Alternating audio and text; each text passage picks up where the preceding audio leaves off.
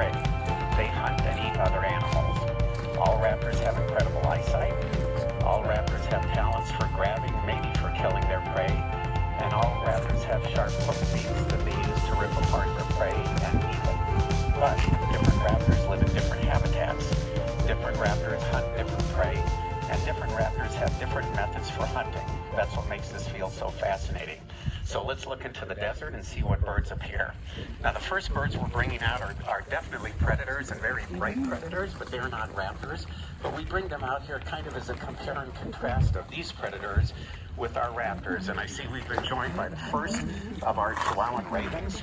As this shiny black bird flies through the air with strong measured wing beats, you're going to be entertained by both how strong and agile and acrobatic he is in the air, his physical features and his behaviors. Chihuahuan ravens are specialists of the southwest deserts. They live in a narrow part of the United States in southeastern Arizona, southern New Mexico, southwestern Texas, and across the borders into the arid grasslands and desert flats of the Mexican state of Sonora and Chihuahua, from where they get their name, the Chihuahuan ravens. We've been joined by our second Chihuahuan raven now, and so you're going to see both birds through the air, and they're both, boy, one of them is doing some nice flipping and turning in the air. We're sort of showcasing the two different ways that Chihuahuan ravens spend their days. Chihuahuan ravens may fly up to 30 miles a day in search of food, but at the same time, they may spend a lot of time hanging out in one area, on a tree branch, on a dead tree, going to the ground just to investigate what's there. So you're watching two different behaviors that both show what Chihuahuan ravens will do. Now, a lot of people will tell me after the demonstration that they've seen birds like this back home. The birds look exactly the same, these big black corvid type of birds. And you've probably seen other ravens or crows, but you haven't seen Chihuahuan ravens. Again, these are birds in a small area in the southwestern desert. You might have seen American crows. We have American crows throughout the entire United States, but American crows have a smaller bill. The end of their tail is more fan-shaped and wedge-shaped, and they're much smaller than our Chihuahuan ravens. You might have seen common ravens, and we have common ravens over the Tucson Valley and over the Desert Museum. Common ravens look just like our Chihuahuan ravens, but they're about 50% larger and almost twice as heavy, twice as strong. And they have a much longer, pointier kind of tail. Our Chihuahuan ravens, again, are the desert specialists of the southeastern corner of Arizona. They are omnivorous birds and opportunistic feeders as well. By omnivorous, that means that they eat both a meat-based diet and a plant-based diet. So raptors are meat eaters only. Raptors don't eat plants. By opportunistic, it means that Chihuahuan ravens will eat pretty much anything in their territory that's edible. As Daniel said, whether it's junk food from people or whether it's insects, grubs, small rodents, small birds, lizards, in a farmer's field, sorghum, peanuts, melon, cactus fruit in season.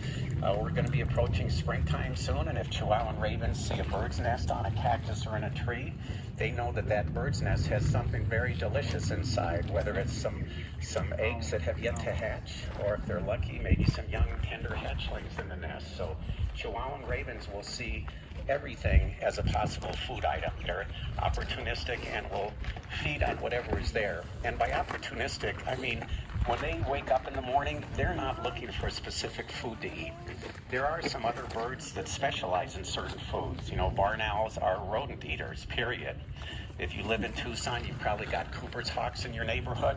They're pretty much bird eaters. Chihuahuan ravens are going to eat anything that's around that's edible. So again, we've got our one bird coming to the ground, looking around. They'll eat whatever is in the environment, and I liken Chihuahuan ravens to kind of like teenagers who come down into the kitchen in the morning. They don't come into the kitchen thinking, I want this for breakfast. They come into the kitchen, open the fridge, and basically say, what's there to eat? And we'll eat whatever you have there. Chihuahuan ravens are not only looking for food at all times, they're also looking for cues for food. So we've got farm fields below us in the Avra Valley here. When the farmers have food in the fields, the ravens may go down there to eat whatever the crop is. But the other thing that ravens will do, if they see a tractor moving in the field, that tractor tells them that the farmer is going to be digging up the earth and maybe digging up some invertebrates or insects, maybe exposing or injuring rodents or lizards that live in the fields, and so the Chihuahuan raven will go down to the farm field and literally walk behind the tractor as that farmer's working his field, waiting for the farmer to deliver breakfast. In the areas that Chihuahuan ravens live, in the desert flats and arid grasslands, they know that there are other human possibilities of food being presented. So if there's construction work going on anywhere in their territory, if there's a schoolyard in their territory, they know that there's a good likelihood of lunch boxes or backpacks being left alone, and that's a great source for food. They can crack them open, unzip them, open a baggie, and find the food that's there. They know that construction workers or school kids are kind of messy eaters too, and there's a really good chance that they're going to be leaving food and debris on the ground that the ravens will come in and they will pick up at any opportunity that they have. So they're smart, they look for those things. Ravens and all the birds in the raven family, ravens, crows, magpies, and jays, that's part of the corvid family. They're all very, very intelligent birds because they're social and because they're very much generalists with what they eat. Those two things go together with intelligence for birds. And scientists liken the intelligence of ravens. They say they're less like birds and more like feathered flying monkeys. They can learn, they can remember, and most importantly, they can solve problems, whether presented by nature or through mankind. And what's interesting is, unlike many other species, they don't just learn through trial and error. They can solve problems intuitively just by thinking them through, by observing and figuring out how to solve the problem, again, whether it's something that's both man-made or nature-made. So very, very bright birds, very fun birds to work with. When you go home today, if you Google something that says how smart are ravens, you'll see any number of hundreds of videos showing you different species of ravens and how bright they are and how really smart they are. Now, Chihuahuan ravens in the desert here are shiny black. In the winter time, it helps to warm them up when the sun comes up, much like most of you in the audience are wearing dark black jackets. So it's something that we understand in the winter, that dark colors absorb the sun's rays. Since ravens are predators, that dark also helps them hide in the shadows of trees and brush to hide themselves from potential prey. And so that's something that works for them as well. But again, they're predators.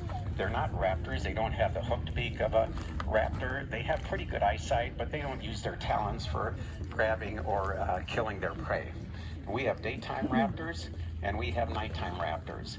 Nighttime raptors have those skills and attributes of daytime raptors, but they also need a few other things. They need to have incredible nighttime vision. They need to have incredible hearing. And most importantly, their feathers need to adapt so that they're stealth flyers. If their wings were making noise at night as they were flying after a mouse, that mouse would hear them and go under cover. But they are stealth flyers. And we've been joined over here by a southwestern version of a great horned owl. As she flies through the space this morning, I want you to pay attention to a few things. Pay attention to her face, to her feathers, and to her feet. Now on the snag there, you see those beautiful colors of her feathers, the soft gray, brownish white modeling. Notice how similar that is to the color of the snag that she's on. And that's how great horned owls and largemouths use strong wing beats, and then they fly over the ground. Thank you for being a great audience and staying still so she felt safe. But again, you can see how her colors match those of the tree snag she's on in the dead wood in southwestern deserts. If you see great horned owls up north where it's colder, where it's rainier, they're going to be larger than our bird is. They're going to have more rich brown colors and perhaps orange in their face. So it's a different kind of look depending on where the subspecies lives. The great horned owls are named for those feather tufts sticking up on their head. Those aren't horns. Some people call them ear tufts, but it has nothing to do with her hearing. We think that's something that she uses to help camouflage herself when she's sitting on a branch next to a tree trunk during the daytime. So she's going to fly very close to you. When she does, watch how she'll tuck in her neck. She'll lay those feather tufts on her head down flat, and she'll go horizontal, and right before she lands, she's going to go vertical, letting the air spill out from under her wings, and she'll throw those feet and talons forwards. So she's going to show that again, a really good opportunity to see her flying closely. So she'll tuck in her head, lay those feather tufts on her head flat, fly vertically, and just before she lands again, she'll go vertical. It lets the air spill out and just stops for midair while she throws those feet and talons forward. So you have a good chance to see her feet close up, and you notice they're covered with very thick white feathers across her feet. Her toes are about as long as your pinky finger. She's got that 1-inch long talon at the end of it, but all of the skin is covered up with feathers. We're not sure why. It could be because she hunts at night, but the feathers are there just to help keep her bare skin warm. It's possible that they're there so that the wind rushing by her feet at night won't make any sound, but it's likely that the feet are feathered for a different reason, to protect her. So the great horned owl uses those talons to capture her prey. And you can imagine when she grabs prey, that prey is going to be fighting for its life. It's going to be stretching, fighting, wiggling, doing everything it can to get those.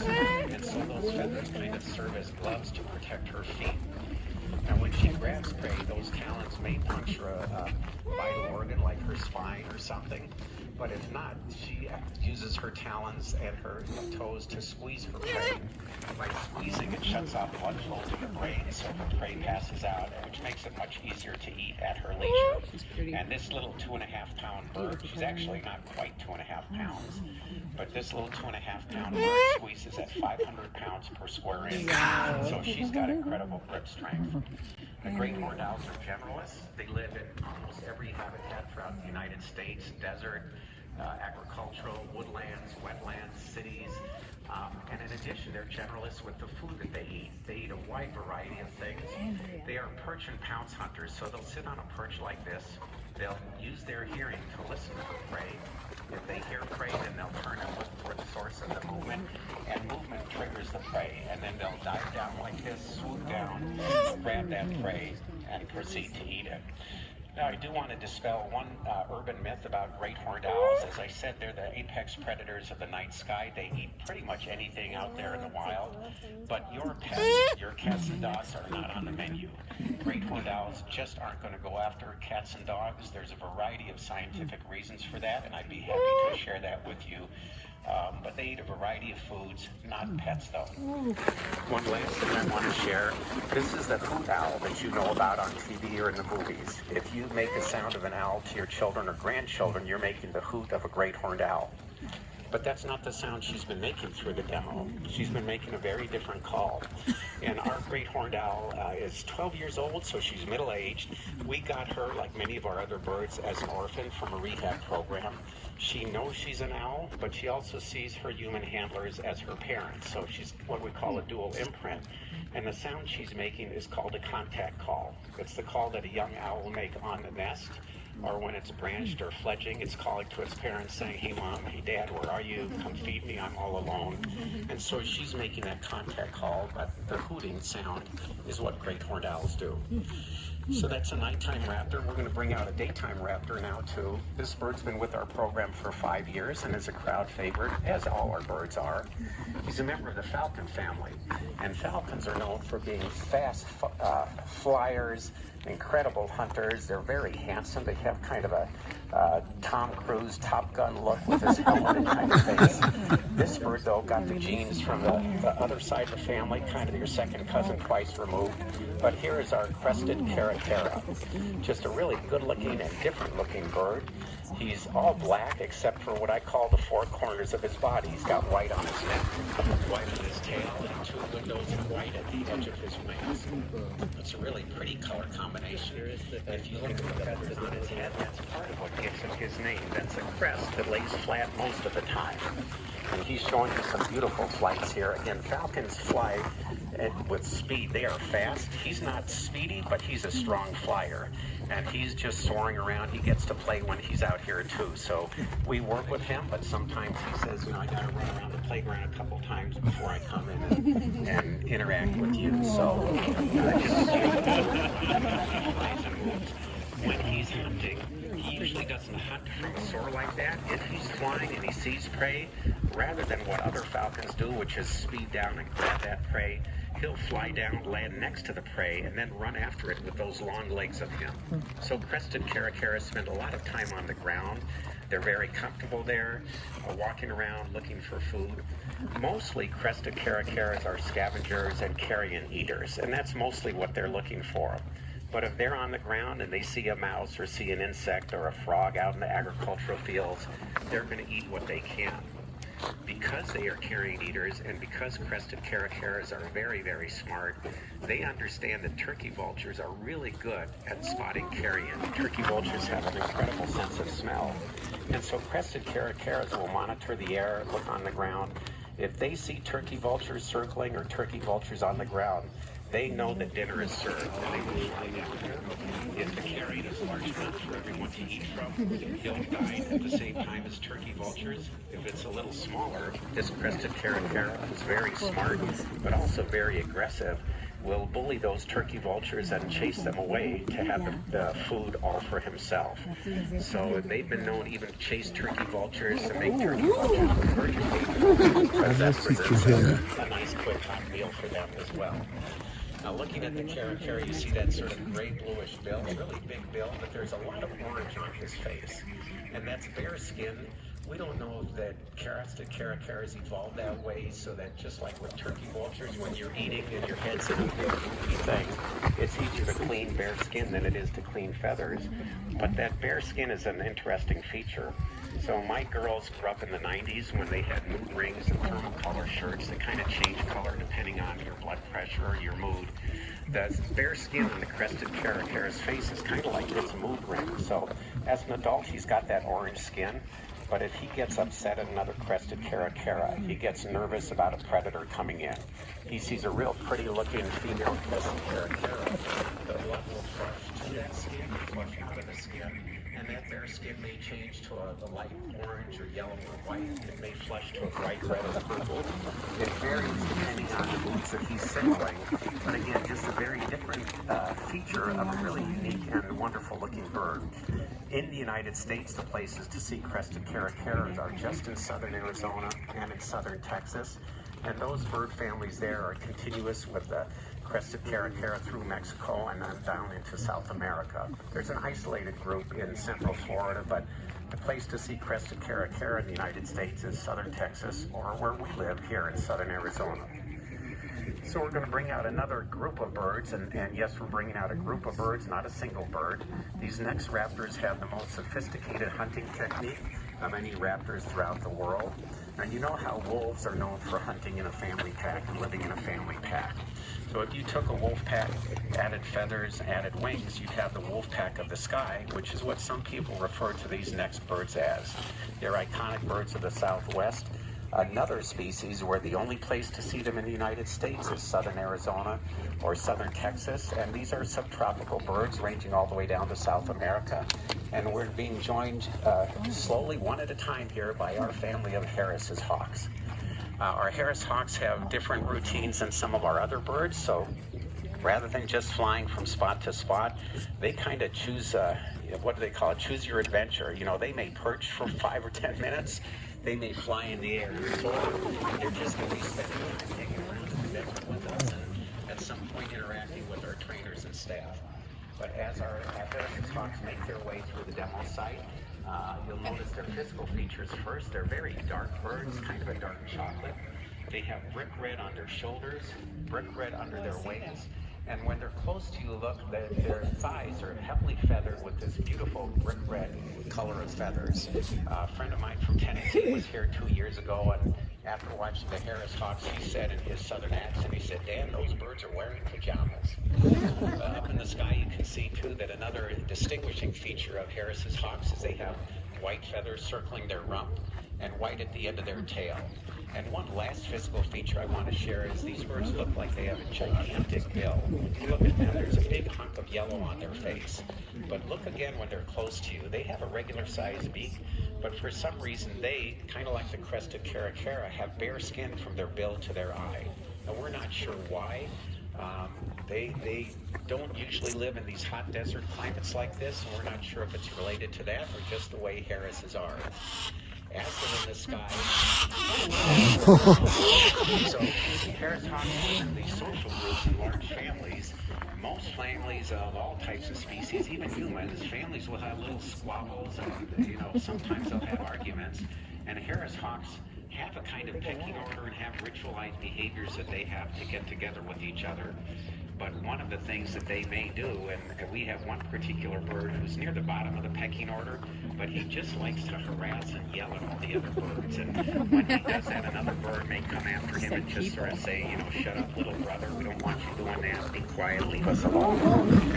So you got to see a real good example of that. My hunch is you're going to see several more examples before the day's over of that one bird kind of yapping at his brothers and the brothers putting him in his place. Now the birds are all on gloves or perched. When they go up in the air again, I want you to watch how they're flying because their tail feathers will be spread. And in the air, they use those tail feathers kind of as a third wing. It helps provide loft and catches the wind so they don't have to work as hard to soar. Harris hawks, even though you see them soaring, don't do their hunting from a soar. Usually when they're in the air, they're just claiming their territory, telling all the other birds in the environment this is our territory. Sometimes they will soar as a courting behavior, or they may be looking for predators or intruders, but they will usually hunt from a perch. If they're chasing after an animal, if a little rabbit's running through the bush here, you know how rabbits are quick and darting left and right.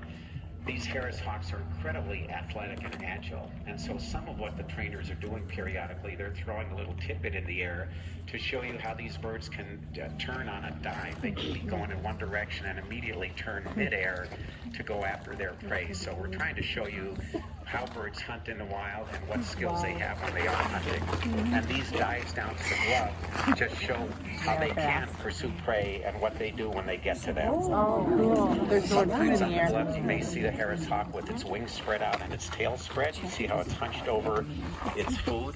That's something called mantling. And a lot of raptors do that. Harris hawks, especially because they're living in a family group, do this a lot.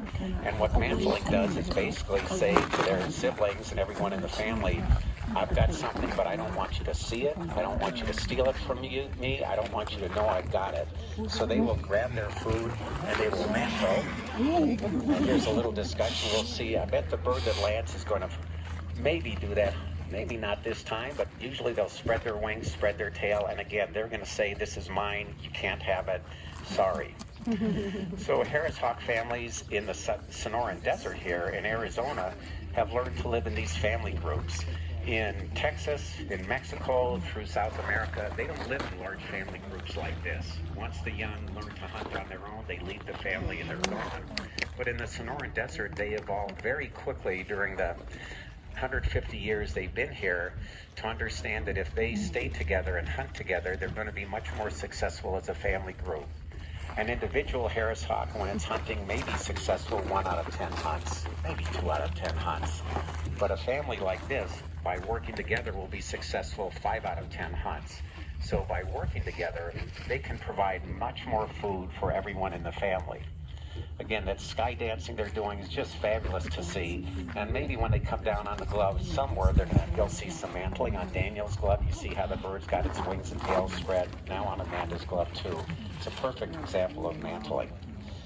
So in the other parts of their range, Harris hawks, male and female on the nest, will collaborate and work together to hunt. So that's kind of built into Harris hawk families, but they never sort of pass that on to the young. When they moved to the Sonoran Desert here, though, this was such a different environment. Harris hawks need permanent water. They need to bathe every day. Again, he said, it's fine, don't you dare come get it. He saw the other bird veer off and basically say, okay. And that first bird, again, is telling him, I don't even want you perched near me. You can't have my food. I don't even want you in my tree. So if you have kids at home, you ever have both kids on the couch fighting for the remote control? There's a lot of yelling going on and a lot of screaming, but nobody ends up going to the hospital. And that's kind of how Harris hawks work out their arguments. They have ritualized behaviors, postures, calls, and things to tell the other birds who's who in the family and who's who in the pecking order, but nobody gets hurt. These birds have killing talons and sharp beaks for ripping and tearing, but if they were to injure someone in their family, that means fewer birds to hunt for prey. So it doesn't do any good to injure anyone. It does good to keep the family pecking order, because then everyone knows their job in the family, knows what they're supposed to do, and how to respect their place in the family. So these are things that Harris hawks do because they are social like this. They have quite a number of calls that scientists have figured out because they need to talk to each other as a family. These two are having fun here. And again, you see the posturing, the yelling. At some point, they'll figure it out. With our family of birds, Harris hawk families are 3 to 7 birds generally, but the makeup of the family is different, and we may see that come into play here. The top bird in the family, the alpha bird, is the female. These are 2 young boys in the family, and they've been squabbling every day for this season and the last couple of seasons. You'd think they'd work it out, but I guess that's just not going to happen. But Harris hawks, males and females, all look the same. The female is the alpha bird in the family, and like many raptor species, the female Harris hawk is about 50% heavier than the males. So as you're looking at our 5 birds here, if you notice one that's much bigger than the other, you've seen our alpha female. Sometimes she'll watch these boys fighting and just pay attention to them. Sometimes if she's had enough, she'll go after them and shove one of them out of the way and just say, cut it out, you guys. So I'm looking at the birds. They've all gone horizontal, and they're looking, it looks like they found something. That's what a hunt looks like.